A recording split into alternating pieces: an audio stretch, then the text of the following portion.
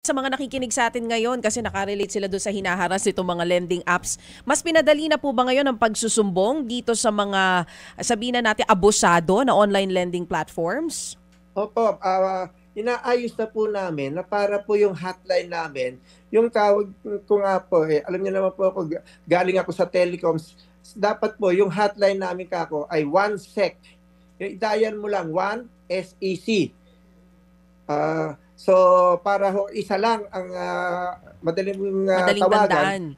Oo. Pero sa ngayon sa ngayon, Commissioner, habang wala pa yan, saan po sila po pwedeng lumapit? Pwede po ba mag-email, pupunta pa sa opisina? Paano po ang proseso? Pwede pong magreklamo sila by email. Hindi na po kailangan pumunta sa opisina.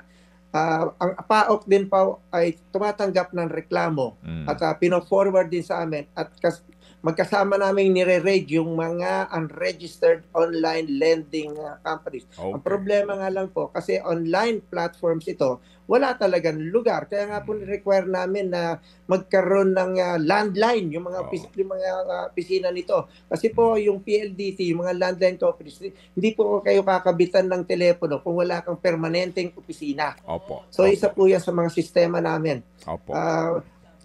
Sabi nga ni Ted, problema na yon ng lending company kung nagpautang siya ng walang collateral at hindi niya pwedeng i-harass. Pero hindi rin niya po pwedeng i-transfer sa iba, kunyari sa isang collection firm. Ay, i-transfer niya, bawal na rin po yon. Dapat siya lang po ang mangongolekta. Kaya nga po siya merong mataas na interest rate. Kasi po, di ba, nung araw, ang usurious rate of interest ay hanggang 12% lamang.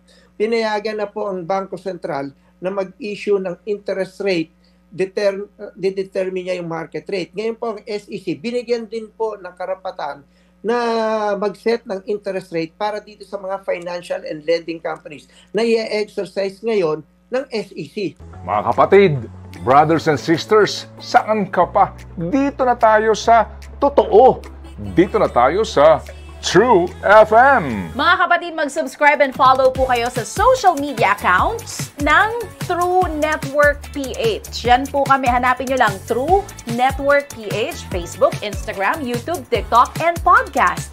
Mapa Apple or Spotify man yan, mahahanap nyo kami. Lahat ng mga napapanood at napapakinggan nyo po sa programa, nasa social media accounts namin yan. So, paano mga kapatid? See you sa social media!